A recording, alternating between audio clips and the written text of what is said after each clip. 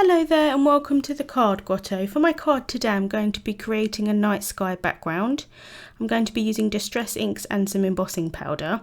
So I'm starting off with a piece of Bristol smooth cardstock that's cut using the largest of the Simon Says Stamp stitched rectangle dies.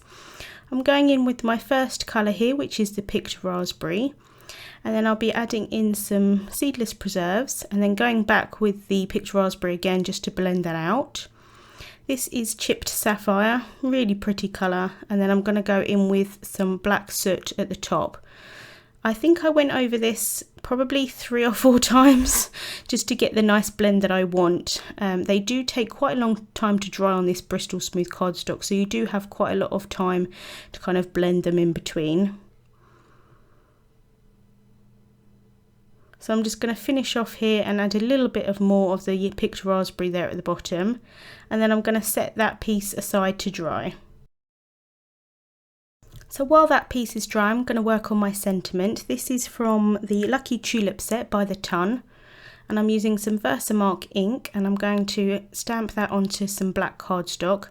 I'm being quite generous with my EK Success powder tool here just because I'm going to be doing some embossing and I don't want the embossing powder to stick where I don't want it. So I'm applying this Nouveau embossing powder. This is the Glacier White colour. So just applying that and then tapping the excess off, and then I can funnel that back into the jar. And then I'm just going to use a paintbrush here just to get rid of any of the excess particles. And then I can heat set that.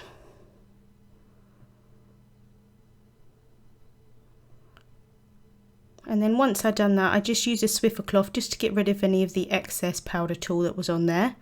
And then I can cut that down. So I'm going to go back to my background piece here now that it's dry, and I'm using the Pyrotechnic stamp set from the ton.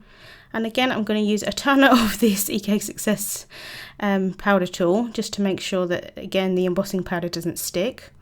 And again, I'm going to ink these up with the Versamark ink. So I'm just going to stamp that down. And I've got 3 of these firework images. So just stamping the largest one down, and then I'm going to go to the middle one. And then I work out where I'm going to place it. I think I did actually place it upside down, but to be honest with you, I don't think it makes that much difference. Well, at least I hope it doesn't anyway. So using that smaller of the fireworks right at the top. And then I'm going to apply some more embossing powder. This time I'm using the Nouveau glitter embossing powder, and this is in the Shimmering Pearl. Really, really pretty embossing powder. It's kind of like a white with iridescent pieces of glitter in it. Really, really pretty. Again, funneling that back into the jar.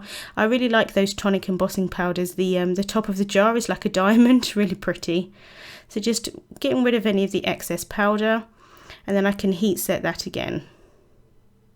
And I really love how that kind of shimmers once it's embossed.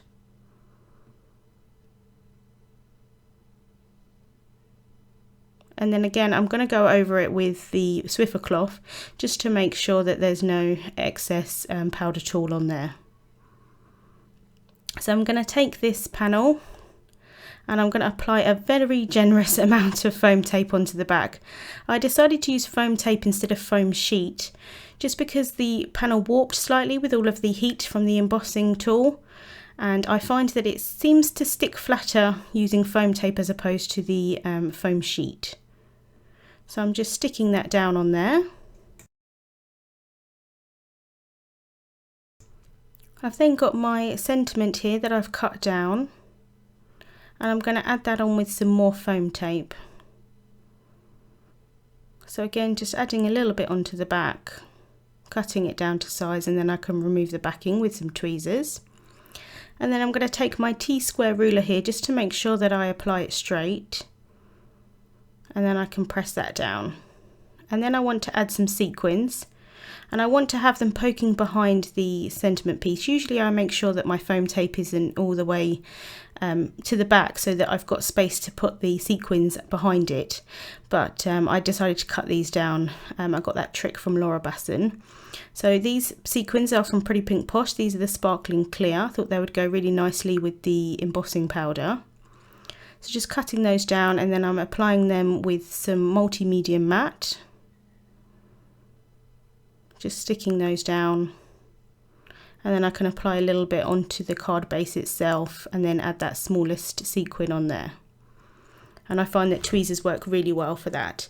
So that's the card finished for today. I don't know how well you can see the sparkle in the embossing powder, but in real life it's really, really pretty. All of the products will be listed in the description bar on YouTube and also on my blog. Thank you so much for watching, and I'll see you soon.